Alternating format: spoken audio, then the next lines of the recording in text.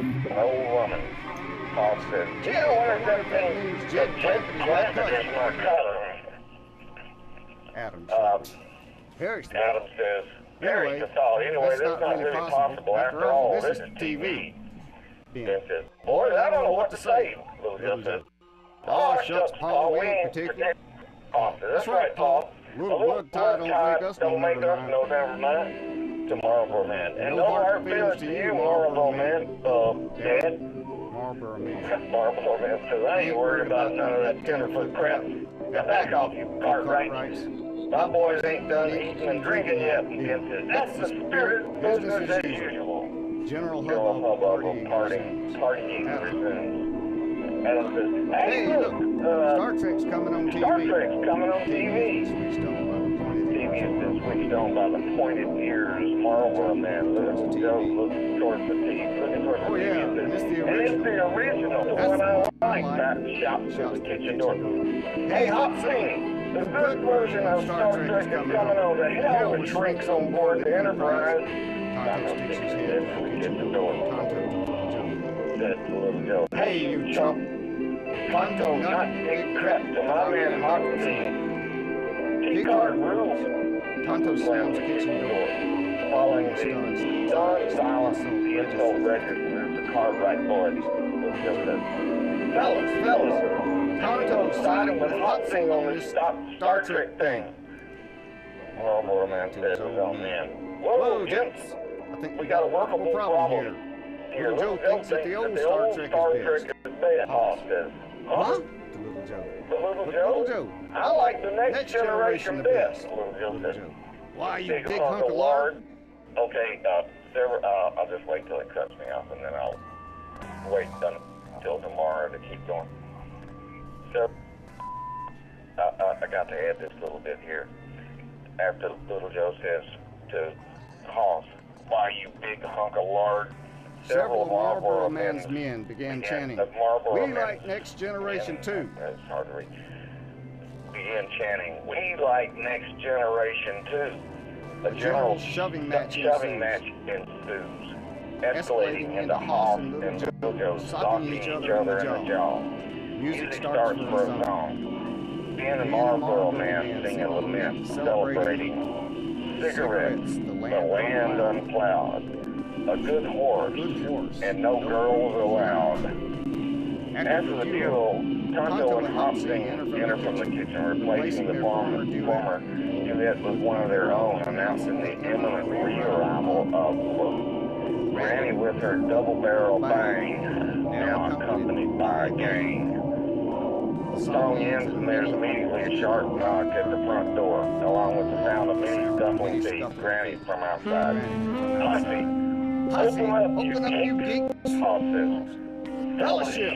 This ought to be fun.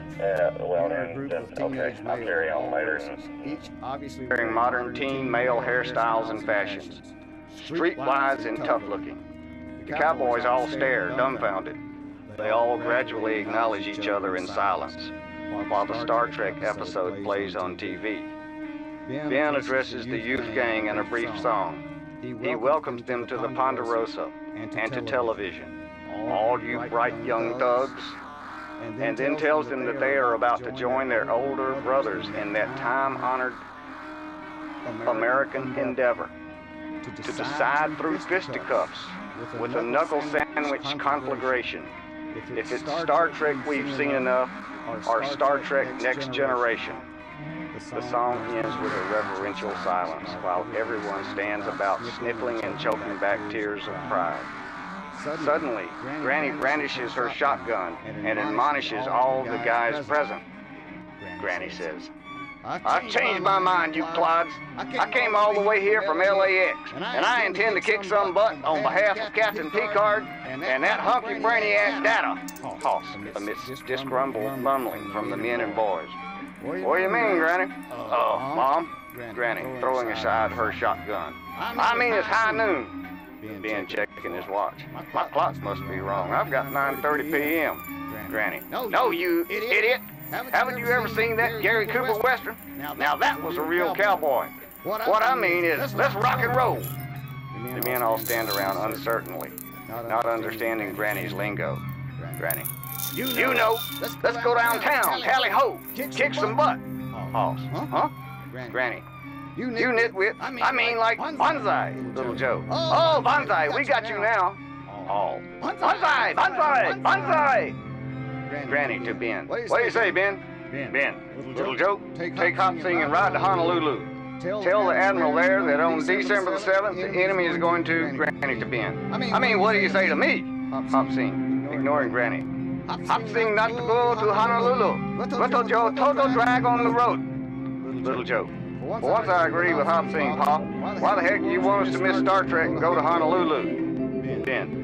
Son, it's vitally important that, Granny, interrupting. Cut the chatter. I'm stoked to get upside somebody's head. Because not one of you male cows has ever heard of Deep Space Nine, which makes the earlier Star Treks look like Clodhopper Trek. A choral song begins as some of the older males, led by Hop Sing, register their denial of the newly mentioned TV series by their celebration of their earlier conflict. It's easy work and blow by blow. I'll beat the Kirk out of Little Joe. This singer is answered by some others, led by Adam, who exhorts the others to rally behind the loyals who've sworn to Brusher and Messer, the feminist Dr. Crusher, God bless her. As the song ends, Granny clobbers Little Joe with the saddle, knocking him to the floor. The youth gang members mill about, obviously bored and ignoring all this. Little Joe jumps to his feet and squares off with Granny. Granny. Come on, pimp! A huge, indiscriminate fight erupts. Ben hastily seats himself in the wheelchair and punches Marlboro Man in the gut again. Marlboro Man. Why, Ben, if you weren't wearing them wheels, Hoss. Uh-oh. Now Marlboro Man's senile too. Tonto and Hop Sing bail out of the slugfest, retiring to Ben's bar as Hoss gains a slight advantage over Little Joe. Marlboro Man joins Hop Sing and Tonto at the bar. Marlboro Man. Hoka hey, pals, it's a good day to die, right, brothers? Tonto. Speak for yourself, bub. Hop Sing. Hey, Marlboro Man, let Hop Sing massage your head with this gin bottle. They leap back into the fray, and soon Granny wades into them like gangbusters. Granny. It was getting boring over in the peanut gallery. Meanwhile, a vast melee is underway. Hoss flings a mighty left at taxidermy Trigger, but misses. Adam slugs himself in the jaw mercilessly. Little Joe grabbing Adam's arm. Easy, big fella. He's had enough. On the TV, Star Trek is suddenly replaced by an announcement that Pearl Harbor has just been bombed in World War II. Granny and Marlboro Man are grappling at the bar. Marlboro Man looking at the TV. Why is that on the news? That was over 50 years ago. Taking advantage of Marlboro Man's distraction, Granny pulls on his nose, causing a rubber mask that he has been wearing the entire time to come off. Everyone stops fighting and stands back in disbelief as Marlboro Man is revealed to be none other than Captain Picard from Star Trek, The Next Generation. Captain Picard to the Cartwrights. Yes, gentlemen, it's true. I, Captain Picard, hero to some of you and nemesis to others, am your real father. Hop Sing. Not only that, but Hop Sing, actual Japanese spy using secret info from Ponderosa to bomb Pearl Harbor 50 years ago. Ben. Huh? Little Joe, suddenly disoriented. I just wish I could say beam me up, but I can't remember that guy's name. Tonto. It's Scotty. Little Joe. Oh yeah, Scotty. Distracted, mumbling to himself. Yeah, beam me up, Scotty. Scotty. Laughs with a brutal irony.